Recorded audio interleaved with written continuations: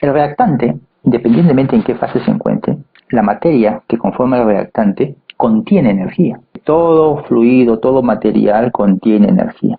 Cuando estos reactantes se combinen, se produzca la reorganización atómica para producir la nueva especie, pues el producto va a tener un contenido energético. Ese contenido energético está almacenado o está representado mediante su energía interna. Usted podría interpretarlo como la energía que almacena ya sea el reactante o el producto debido al movimiento molecular o incluso debido a sus enlaces. Entonces, vamos a suponer que los reactantes, así en conjunto, según esa proporción que está ahí, ¿no? De 1 de hidrógeno por 1 de nitrógeno por 3 de oxígeno, ¿no? Que es la relación estequiométrica, vamos a suponer que todos los reactantes se encuentran a la misma temperatura, ¿ok?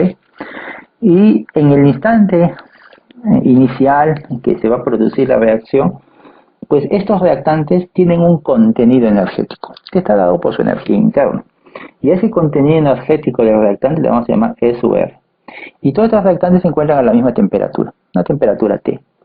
Se produce la reacción, vamos a suponer que es una reacción completa, donde no queda nada de reactante y tenemos el producto. Y vamos a suponer también que este producto se encuentra a la misma temperatura a la que estaban los reactantes. Es decir, ha habido un proceso isotérmico. Ahora bien, el contenido energético de los productos no necesariamente es igual al contenido energético de los reactantes. El contenido energético de los productos podría ser diferente, ¿no? Eso va a depender de la energía interna, pues, del producto, a esa temperatura, ¿no? Que es la misma temperatura a la cual estaban los reactantes. Pero no porque estén a la misma temperatura significa que lleven el mismo contenido energético, por supuesto que no. En ese caso en particular, el contenido energético de este producto es menor al contenido energético de los reactantes si es que ambos se encuentran a la misma temperatura. Por la primera ley de la termodinámica sabemos que la energía no se puede crear ni destruir. Entonces, ¿dónde está esa diferencia energética entre reactantes y productos? Seguramente salió del sistema.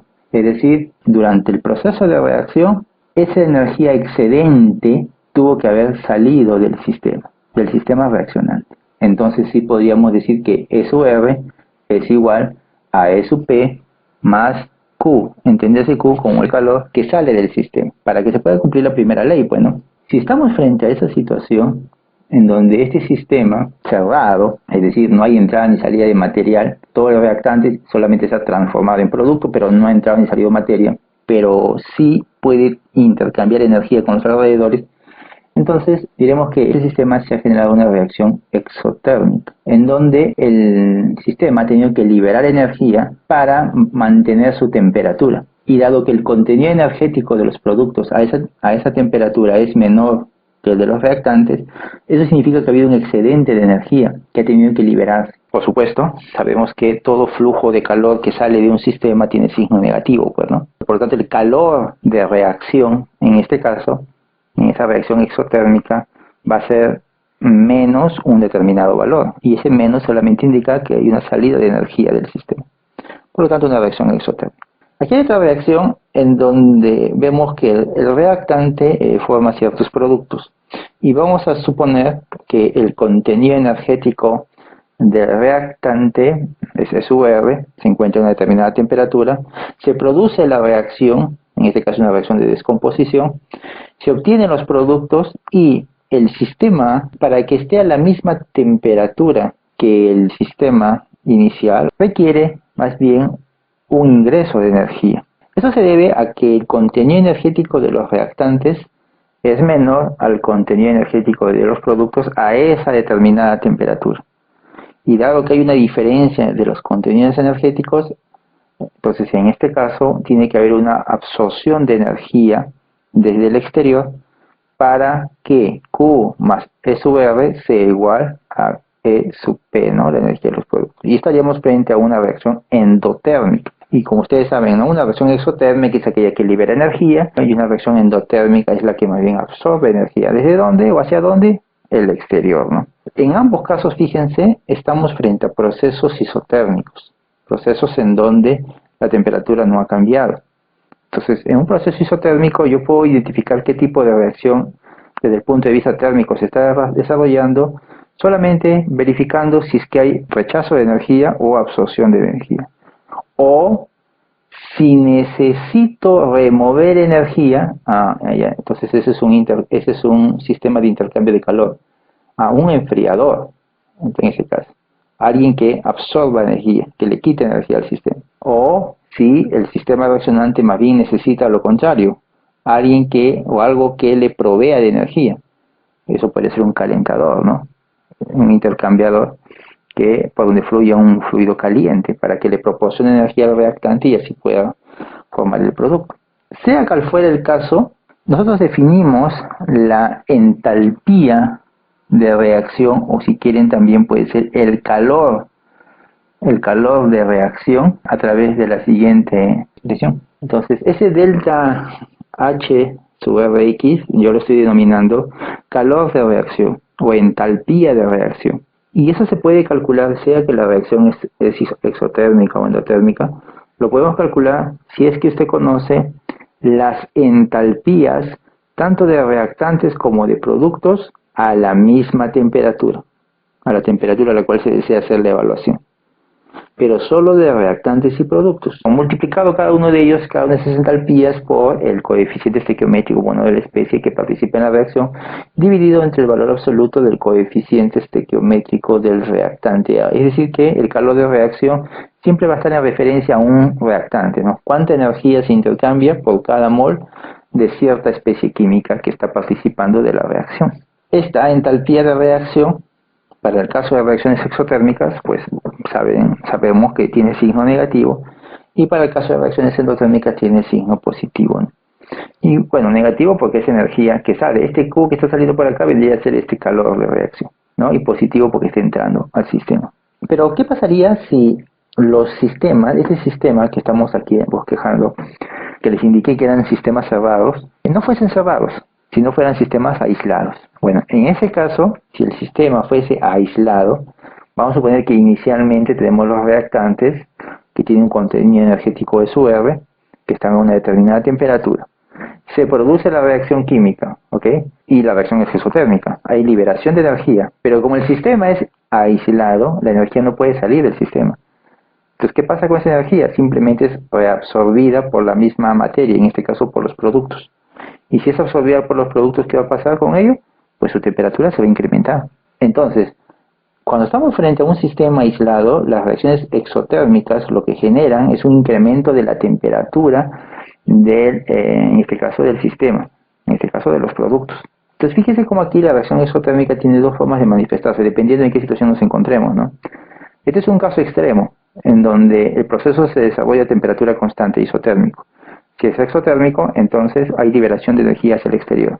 Pero si el sistema no es cerrado, no hay flujo de calor hacia el exterior, pues ese calor entonces liberado va a tener que ser reabsorbido, y eso va a traer como consecuencia el incremento de la temperatura. Las reacciones exotérmicas generan incremento de temperatura en sus productos. En una reacción endotérmica va a ocurrir algo similar, solo que de contrario. Aquí, fíjense, el reactante se encuentra a una determinada temperatura y posee un contenido energético. Se produce la reacción, el reactante empieza a descomponerse, pero como el contenido energético de los productos es mayor al del reactante, por eso que acá necesita de una fuente de energía externa, dado que el sistema es aislado, pues esa energía no puede ingresar de fuera. Entonces, para que la reacción se desarrolle, ¿qué va a tener que ocurrir? Esa energía que se necesita para que se formen estos productos, la va a tener que absorber de él mismo. Entonces, del mismo reactante se absorbe esa energía, y así se tienen los productos, pero debido a esa absorción de energía, pues va a ocurrir que la temperatura del sistema va a empezar a disminuir, pues. El hecho que disminuya la temperatura no significa pues de que está perdiendo energía hacia los alrededores, por supuesto que no. La energía está ahí. Fíjese acá. Si usted se percata acá en esto, se supone que acá debe cumplirse la primera ley. Y la primera ley dice bien claro, no, la energía no se crea ni se destruye. Muy bien, eso significa entonces que el contenido energético de esto debe ser igual al contenido energético de esto. Solamente si nos enfocamos aquí en la materia, este debería representar el contenido energético de este material. Dado que el contenido energético de los productos es mayor, entonces solamente el contenido energético de los reactantes no va a ser suficiente para llegar a este valor. Por lo tanto, se va a requerir energía extra. Y esa energía extra, dado que no se puede tomar del exterior, entonces se toma del mismo. ¿Y cómo se hace eso? Pues haciendo que la temperatura disminuya. Si la temperatura va a empezar a disminuir. Al disminuir la temperatura, uno dirá, bueno, ¿y a dónde se fue esa energía? Porque la temperatura, en cierta forma, es un indicador del contenido energético, ¿no? Si la temperatura empieza a disminuir, es evidente que el sistema está perdiendo energía. Pero la energía no puede salir, dado que es un sistema aislado. Lo que pasa es que esa energía que, entre comillas, se está perdiendo, está siendo reabsorbida por los reactantes. Usted dirá, ¿pero dónde? No en la temperatura, no en calor sensible, sino en su estructura molecular, para la formación de estos enlaces seguramente. Como se requiere energía adicional, dado que la energía del reactante es menor a la del producto, eso se toma de su calor sensible, y eso va a originar un descenso en la temperatura. Conclusión, los procesos o las reacciones exotérmicas se pueden manifestar de dos maneras en casos extremos. En un primer caso extremo, si el proceso es isotérmico, entonces va a haber liberación de energía. El otro caso extremo, si el proceso es adiabático, entonces va a haber incremento de temperatura. Y en el caso de una reacción endotérmica, si el sistema es cerrado, va a haber una absorción de energía. Pero si el sistema es aislado, entonces va a haber una disminución de temperatura. Ambas situaciones son situaciones extremas que en la práctica no siempre se van a dar. Muchas veces lo que se da es un valor intermedio, es decir, se rechaza energía, sí, pero no toda. Una parte se reabsorbe y el fluido se calienta. Entonces su temperatura va a aumentar, pero no tanto como para llegar a la temperatura a la cual el sistema alcanza cuando está en un sistema diabático. Seguramente una temperatura un poco menor. Y la diferencia la rechaza, es decir, rechaza un poco y otro poco lo utiliza para absorber. Eso es más real, digamos.